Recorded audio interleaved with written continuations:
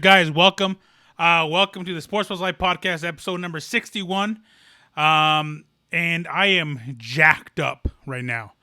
Denver Nuggets just beat the Jazz 135 to 125 in overtime. The playoffs have officially started in the NBA. Game 1 was ridiculous. And guys, I'm going to tell you something I never thought I'd say in a long time, especially in the NBA game, especially coming off the last overtime game these guys had. By the way, when double overtime I was fairly impressed with the officiating in this fucking game. I was fairly impressed. I thought it was down the middle. I thought it was playoff basketball. They let them play. They weren't calling ticky-tack fouls. Although there was a couple, obviously, but you're going to have that. Like I said, the speed of the game, you're going to have those ticky-tacky, those weird fouls being called. But that's the only thing that's one of the big things that stood out, other than Donovan Mitchell's 45 or 57 point game, I believe. Let me pull it up here because I don't want to discredit the young man. 57 points for Donovan Mitchell in 43 minutes played. You guys know me. I think scoring comes a little bit easier, obviously. 135, 125. It is what it is. That's the game. The speed of the game. But like I said plenty of times on this platform, into this mic, in your faces, the Denver Nuggets are going to be hard to beat in 7 games. For reasons being, I mean, obviously they went up quickly. They led for all the first half. Coming in the third, they let the Jazz come back in. Went back and forth in the fourth quarter. Ended up tying the game. Did the Jazz. And Nuggets ended up winning overtime. Their ability is just, they can go. Mile High team. It's a Mile High basketball. It's a Colorado team. So they're going to go until they can't go no more. The issue is that they do exactly what they did today, and they let the Jazz get back into the game. But it's 7-game series. You're getting... this is going to be this series, playoffs in general could be probably some of the craziest, probably one of the best you see because you have a whole lot of healthier teams, a whole lot more people available. You didn't have to go through this whole 82 game season like you normally would have. You got a watered down shortened season to win a championship. You guys got buckled down into a bubble. Obviously, circumstances are way different than what a regular NBA season would have been. You're all in a bubble, away from your families, trying to win the championship, trying to get paid. It's very, very different. I think you're going to see a very different type of atmosphere. It is way different just watching this game. I was watching this game, and the crowd noise is just different. I couldn't imagine how this game would have been in front of a crowd. In Mile High, their lungs. Utah. I mean, so Utah is probably one of those exceptions. They're just a state over. Wait, is that the mountains? Yeah, mountains are this way. So to my right, if you guys aren't looking on Spotify, wait. If you guys are watching, hold on. If you guys are watching me on YouTube, it's left. But if it's on Spotify, I'm pointing to my right. So just imagine me looking at you, and my right hand is up, and anyways. So Salt Lake's one of those ones where like they have altitude as well, so they're not like really out of their element. They come here and play a couple times a year, but let's have the Clippers come here, Clippers, the Lakers, the Sun, just who else is in the playoffs? I don't even remember. It doesn't even matter anymore. I'm just hyped up because of all this game's got me hyped up. If you guys can't tell. But man, imagine the scenes the crowd would have seen. The crowd. I mean, it's different, man. We're in different times, but that shit was good game. Good game to start the playoffs. Everything else, if it doesn't live up to the hype, then it just. I'm sorry, I don't want to tell you, but amazing game. But like I said, the Nuggets are a complete team.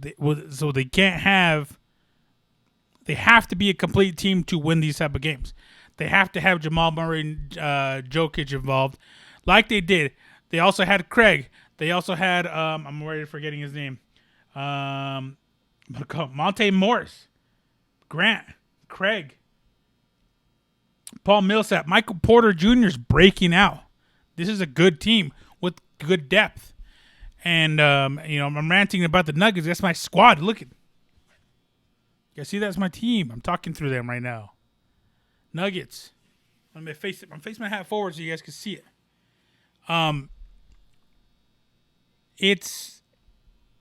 This is a good team. When you take a look at the Jazz, yeah, Donovan Mitchell put up 57 points. He put up 57 points. Rudy Gobert put 17. Ingles put 19. Other two starters, O'Neal and Morgan, 3 points each. You come off the bench, only one person scored in double digits. That was Jordan Clarkson. Go to the Nuggets bench. You had Grant and Morris coming off 19 and 14 points. Whereas if you look at the starters, 4 out of the 5 starters scored double digits. That's a big difference. This is a team. It's a team sport. Yeah. And I was getting a little annoyed because I was listening to the commentators. And anytime Donovan Mitchell scored, I was like, oh, Donovan Mitchell scored to get out there. Donovan Mitchell scored. Oh, and Jamal Murray just tied the game. It's the same thing as last time. The type of disrespect we get as an organization, as a quote-unquote small market. I don't know what the fuck to call it. Even though our market, Avalanche have won championships. Broncos have won championships. Rockies have been to the World Series. Even our lacrosse team wins. DU wins. Hockey. Although our college teams are not good, but what's whatever. But you know what I'm saying? Rapids have won a championship. We're not small market. They're going to have to put respect on our name, hopefully. There's only one game. Don't want to get too ahead of myself. Long game. Long series. But I'm excited. This game got me excited. I was really pleased with the game. You guys know I come in here, I talk shit about basketball. I tell you how ticky-tacky it is, how easy it is to score. And but this was it was good. Officiated well. And I'm excited to see what else happens. I think Toronto's playing Brooklyn right now. They were up like 10-2. And then Clippers play the Mavs. And I think the Lakers play tonight too. Oh, no. Philly and Boston. So 4 games straight up today. Start at 11:30 my time. Basketball all day. It's a good time to be a sports fan right now. Kind of. Especially this last weekend, UFC 252 popped off, and Daniel Cormier and Stipe Miocic gave us a good one, man. Gave us a good one. A banger, as I like to say here. It smacked, as the kids would say. It was hype. It was lit, as the kids would say. Daniel Cormier lost a decision to Stipe Miocic, where Stipe Miocic fought very well, as I thought he would. By the way, Uncle Edgar got one fight right all fucking night, and it was that one. It was the only fight I got right. But it's okay. That happens. MMA is beautiful that way. You don't know what's going to happen. You don't know how people are going to win.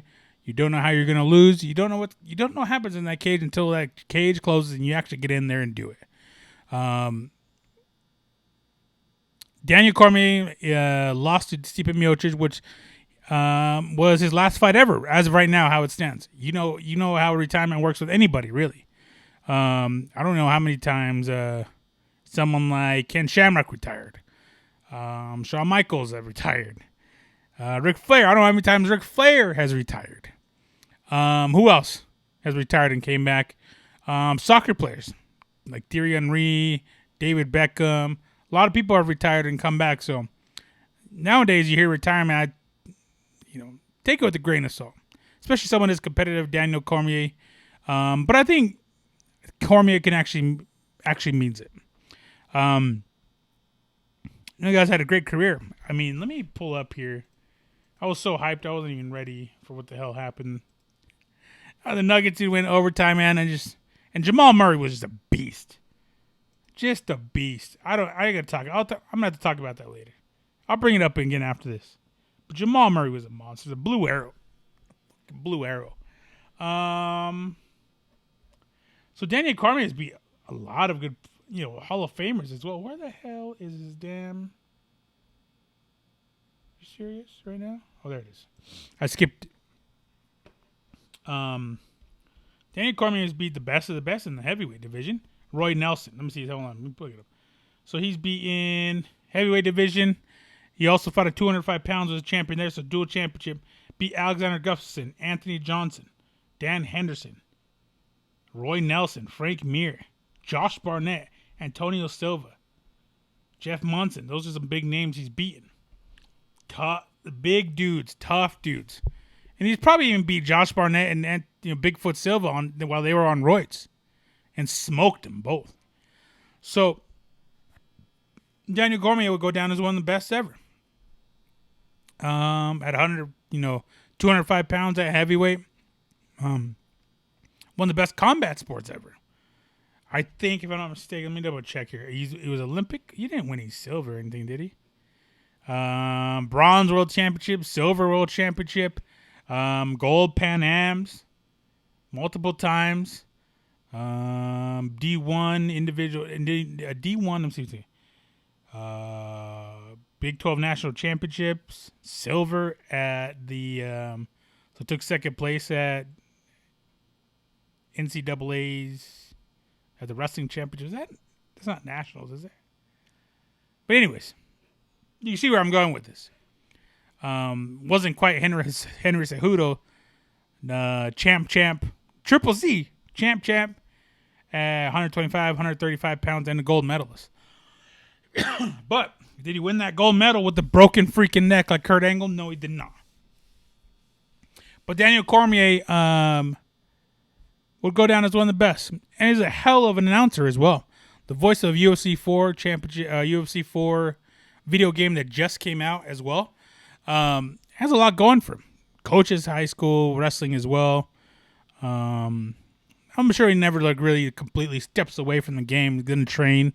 It's just one of those things where, you do something for so long, you're just like, I can't just leave it. I got stuff to do here still. So, Daniel Cormier will go down as one of the best. But we got to give props where props is due.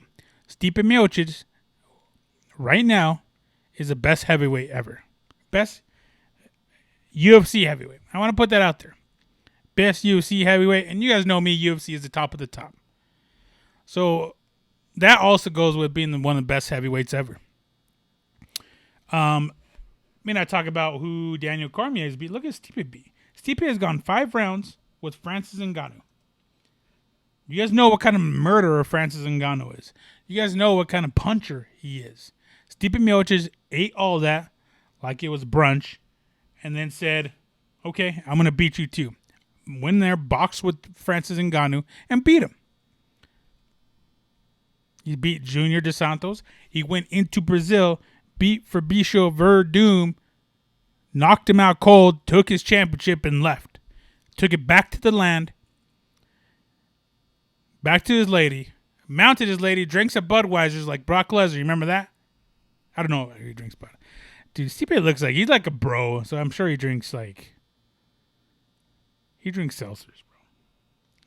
seltzers. I'm gonna see if he does or not. But anyway, let's take a look. He's beat Daniel Cormier twice. Francis Ngannou, Junior Dos Santos, Alistair Overeem, Fabricio Verdum, Andrei Arlovski.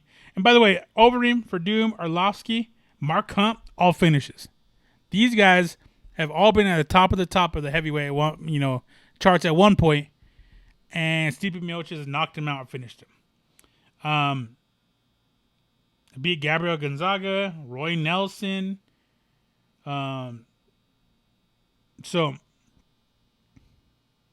you got to give him credit. I don't think people give him enough credit, especially Stipe Miocic. And that last fight, I think the last fight between him and Daniel Cormier solidified it.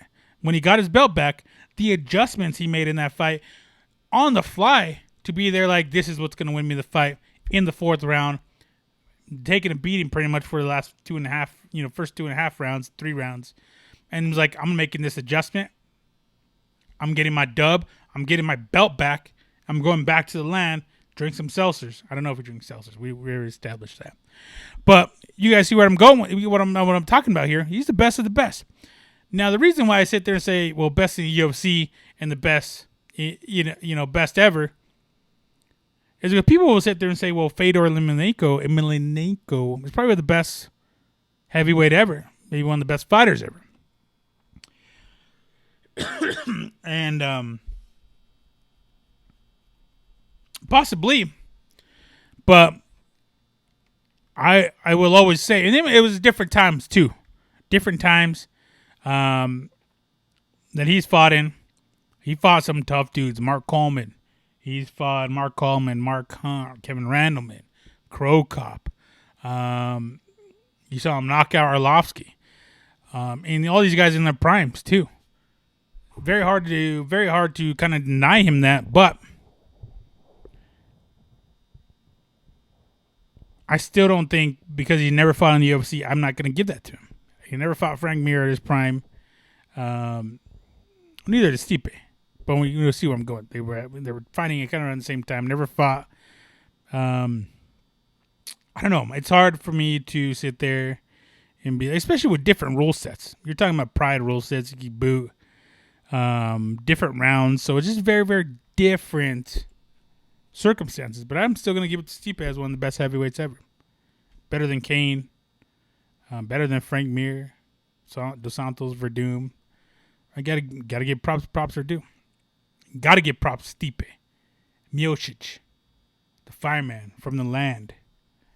Mad props. It was an amazing fight. It was a good fight. It was such a good fight. And DC, I mean, poor DC, gotta look at you guys watched the fight. DC took kind of took a beating. Got knocked out knocked down at the end of the second. Pretty good. Going into the third round, he was like, did I get dropped? He didn't know what happened to him. He was all 6s and 7s, baby. I've been saying that a lot. Baby. You know why. Drake came out with a new song, and Uncle Edgar's over here. Baby. After everything. Baby. That's how Cormier was after the fight with one eye closed. He was crying like Drake in that video. I lost train of thought. I was thinking about Drake. Yeah. Cormier was all 6s and 7s out of it. Didn't know what the hell happened. Ended up recovering. Because I think Stipe took that third round off, but ended up picking it up again after the fact. Ended up ended up tearing his cornea or some shit like that. Ended up eating an eye poke that the ref didn't see. Mark Goddard didn't see. Very unfortunate, but he still fought, man. It just goes to the testament of who Daniel Cormier is. Daniel Cormier just took a whole finger to the eyelid and was like, dude, I can't see. Well, I'm gonna still have to go out here and bang. Just different stuff, different times, different everything, man. But I love the fights. The co-main event, obviously, I was kind of right on the co-main event. I knew that going into the fight, you guys heard me talk about it. Marlon Vera, in my opinion, won the last six fights of the last 6 fights he fought. Lost a controversial decision to Yadong. I think you can remember his name. I'm gonna look it up because I sound racist right now, and I did not mean to be. Let me take a look here. Back again. I am not gonna do this shit with y'all today. Marlon Vera. I got, you know me. For some reason, I can't say names for whatever fucking reason. Yadong. Sorry, Yadong. Song Yadong. I wasn't that far off, but I know I can see how it sounds racist, especially when you're not looking at me and you're listening on Spotify, Apple Podcasts, or Google Podcasts. But yeah, but Sean O'Malley, man, that fight. There's not even a decision with elbows. Yeah. Well, I think Sean O'Malley ended up getting TKO'd in the fight, but something weird happened. It's happened to a lot of fighters. You've seen this before, where their leg just kind of gave it. Henry Cejudo, notoriously, they had the same thing happen to him in his fight against Demetrius Johnson. Ended up shaking it off and was like, "I'm here." Ends up winning the championship. But the hype train right now is derailed for Sean O'Malley as he ended up losing to Chito Vera by TKO. Whatever happened to his leg, couldn't recover. Chito Vera took advantage of it, took him down. Ended up going down on the ground, and Vera unleashed this freaking elbow, just cracked right in his head, right in his grill. I don't know if it rocked him or KO'd him. I don't know what happened, and ended up finishing the fight. And Herb Dean stepped in. I believe it was Herb Dean stepped in and just called the fight pretty quickly. But something did happen to O'Malley and his leg. That it came out today. They didn't break it, but it could be a tear or something, because it looked like it was like in his shin, maybe like his shin area. It could be a tendon. It could be a ligament of sorts. But yeah, I can't speak on it. I don't know what the hell happened. But somebody who can speak on it is Henry Cejudo. Henry Cejudo, man, he's a little baby troll. Not physically, but he's just a troll, man. He just goes out there. Eventually, there's like a picture of O'Malley, like when he fell down, he was kneeling, and then all of a sudden, it's a meme. He made a meme that says, "Eventually, everyone bends the knee to Triple C." Triple C is funny, man. Cringy dude. Cejudo, cringy champion. It's what it is, man. It just happens. And I didn't want to sleep on him completely, especially Chito Vera. But that elbow was kind of nasty. Pow. Can't even explain that. It was like when you got a bat and you hit like celery. Like that's what it sounded like.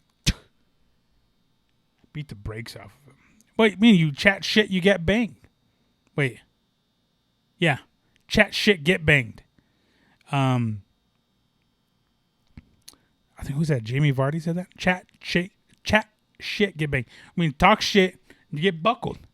Sean O'Malley got buckled. There goes your hype train. All this, calling out other fighters.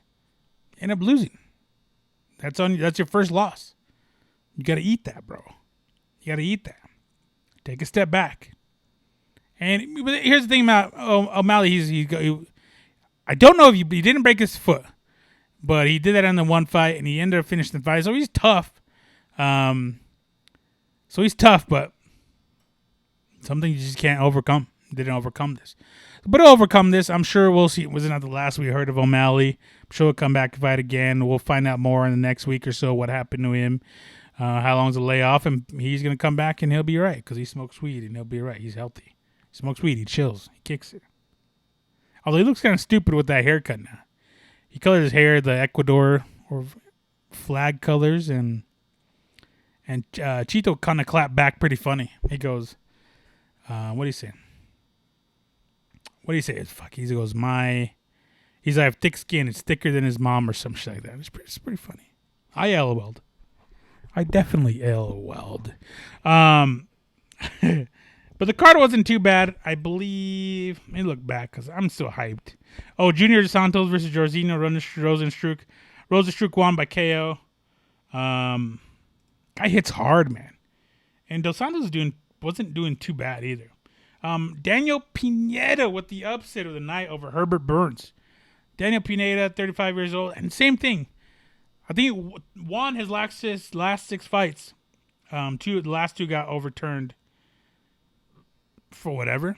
Weed, I think. I don't remember what it was. Dude, Pineda came out here and won. Bang. And not to mention, Herbert Burns came in overweight and looked like shit. That hype train's gone too. But Pineda, man, 35 years old, coming in, a young man sport, just banging, doing his damn thing, finished the fight. So cool to watch, man. So cool to watch. Pineda's been around for a long time. Well, you guys know what I'm going to say. We'll see what happens. Time will tell. We'll see what's next with Pineda. But it was cool to watch. It kind of reminded me of when Dominic Cruz came back and fought, what's his name? Tizuki Takayama? Shit. This is going to piss me off too. I got to see who he fought. Hold on. Dominic Cruz. Dude. What the hell is his name? Shizuki Takayega? Shit. It wasn't that long. Takeya Mizugaki. I wasn't that far off. God. dude, what's wrong with me? But it reminded me of that. I was in my basement and I was just screaming, dude. I was like, dude, I couldn't believe it. I was so happy. And this kind of the same feeling I had. The Dominic Cruz had this, comeback fight against Mizugaki. And then the kind of same thing with Daniel Pineda. Come in, you write him off. First off, your opponent comes in overweight, like 3.5 pounds overweight, which is a lot. You get his purse. You probably get a bonus. Dude, that's over the moon, man. You just have a baby. He's sitting pretty, man. I couldn't believe it. I couldn't believe, man. Like what's his name? I smash. Chamat, what's his name? I'm bad with names. I'm still hyped up for the Nuggets game. I smash, man. I smash him, and that's what he did. It was so cool to watch, man. I can't describe it, players. I can't describe it.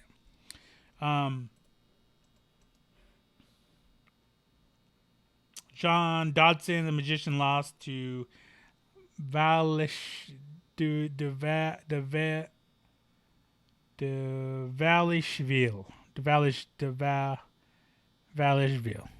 Vili.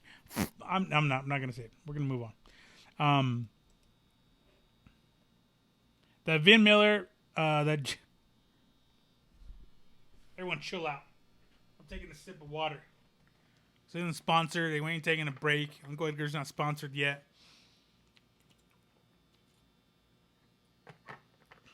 Oh. Vince Pichel versus Jim Miller. Vince Pichel brought it, man. He brought it like I didn't think he would.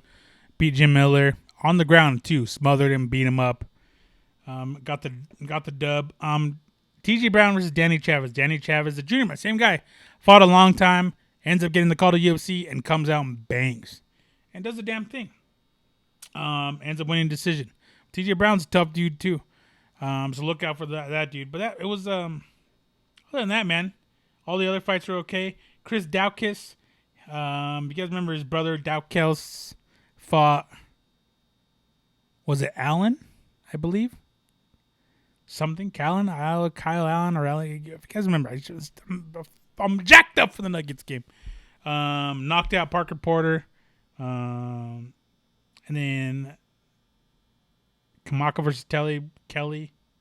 Whatever, man. Let's move on. This week, though, one of my favorite fighters ever, Frankie Edgar, will be fighting Pedro Munoz. Frankie the Answer. Edgar, put some respect on his name. Tom Rivers, New Jersey. TR. He'll be fighting Saturday. I'm trying to look down. Daniel Rodriguez will be fighting Sato. That's going to be a good fight. So we'll talk about that later this week. Might be a baby podcast. Might be a regular podcast. Probably a regular podcast because they have NBA is in full swing with the playoffs. Baseball is going to be Avalanche in the full swing. Of playoffs. I'm sorry, the NHL is in full swing of the playoffs. So you probably see a full-on podcast, episode number 62 of the Sports Post Live podcast. Want to talk about something really quick that popped off this weekend. Barcelona suffered a huge defeat. When was it? I'm going to say right here. 8-2 on Friday. 8-2 on Friday to Bayern Munich. And I was watching the fight. See where my head's at? Banging. I want to see banging. I was watching the game as I was working. And it started off fast. Bayern Munich came out and scored. I think Thomas Müller scored. And then Barcelona scored an own goal. And then I think Lewandowski or somebody else scored right after that. I think Müller scored again. It was 2-1. I look down. I look up. It was 4-1. 4-1 going into halftime. I leave. I think. I ended up leaving or something, come back. It's 8-2. And this is probably the biggest I've ever seen Barcelona get beat in the Champions League ever. This was Champions League. This is something they at least make it in the semis. They don't get knocked out in knockout stages, quarterfinals, or anything like that. And they got beat bad. Now, Thomas Müller, a lot of these German guys aren't, Thomas Müller is part of that 7-2 team that beat Brazil, that Germany team that beat Brazil 7-2. So Müller I don't think Mueller gets the credit he deserves as one of the top guys in Europe. Thomas Mueller, solid player, and has been playing at a high level for a long time. That World Cup was in 2014. No, yes. Was it 14 or 10? 2010 is when he broke out. So that one was 2014. So he's been around for a minute and playing at a high level. Has a World Cup under his belt. World Cup championship under his belt. I think he's won championship, Champions League. Obviously won like 8 Bundesliga titles in a row. But that right there, that 8-2 is going to shift a lot of things. It's going to change a lot of things, and it has today already. Which looks like they fired coach, ¿cómo se llama? Tate Setien? What's his name? Setien? Did you hear the Mexican just come out of me? Just like talking about Barcelona, and the Mexican just came out of me. ¿Cómo se llama ese güey? A ver, güey, ¿cómo te llamas, güey? ¿Te corrieron? What's his name? Jeez, I can't. Well, anyway, Setien was just fired. Quique Setien was just fired, and that's what happens at top clubs like this. There's a high expectation. There's a high standard. There's a high bar there. You don't meet that standard, you get dipped. It just is what it is. And especially when you have someone like Lionel Messi on your team who's still performing at a high level. Still performing very, very high level. It just changes things. And it sounds like they are going to be appointing Ronald Koeman, the manager for Barcelona. And Ronald Koeman has coached. Let me take a look at his credentials here. Because Ronald Koeman is Dutch. I think he was last coaching the Dutch national team. Let's take a look here. They changed it already? They didn't change his thing. Let's take a look. Where's Wikipedia? Where's it at here? Teams managed. As of recently, it was the Netherlands. Coached Everton before that, Southampton, Feyenoord, Valencia, PSV, Benfica, Ajax, early 2000s. Was assistant in Barcelona, played at Barcelona as well. So he has his credentials. He's coached at a high level. We'll see where this goes. This is just the beginning, because I've also read earlier, these are all just rumors. Nothing's been official. That Luis Suarez has been contacted by Ajax to return back to the squad. Where he originally started is Ajax. I think it's where he got his big move from. Where's he from? Where is he? Uruguay. That's where he's from, Uruguay. PSV, played at PSV, Ajax, those type of things. So, I don't think that's it, though. I think Messi, you'll definitely ultimately see Messi leave Barcelona. And that's a huge, it's going to shift a lot of things. This wasn't quite like Ronaldo leaving Manchester United or leaving Real Madrid for Barcelona, or for Juventus. It's not quite that. Ronaldo's, Messi has been very loyal to Barcelona. They won a lot of championships there. Who knows? Maybe staying at Barcelona is what's keeping Messi at number 2 at one of the best players ever. It could be. I don't know. It could be that. But I think you need to look at a couple things. Man City's at the front runner. I want you to watch Manchester United. Because if something happens, if they end up changing coaches and they end up hiring someone like Mauricio Pochettino, someone along those lines, you could be looking for them to make a move, especially with their partnership with Adidas, make a move to Manchester United. I'm going out there, throwing it out there in a limb. You guys remember this. August 17th, 2020, Uncle Edgar said this to 2021. We'll see what happens. You never know, but I think you could see Messi leaving Barcelona. And he's also said in the past that if he's going to go anywhere, he's going to go back home. We'll see. Back home to Argentina. If he does end up going anywhere other than Barcelona. He said that before, I'm pretty sure. Don't quote me on that. That's we'll see. I'm going to monitor this. Of course I am. But over the weekend, Manchester United kind of dealt their own blow, losing the Europa League. And it was just bad. I'm not even going to talk about that. It was horrible. Coaching was bad. Playing was bad. Defending was horrible. We got another penalty. That's the only reason we scored. We couldn't finish. Couldn't put it in the back of the net. Another goalkeeper came up to play against us.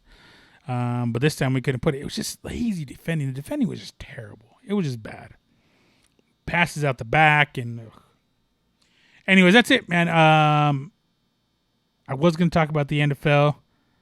Joe McCoy, former Oklahoma Sooners, looks like he tore his ACL, which is huge.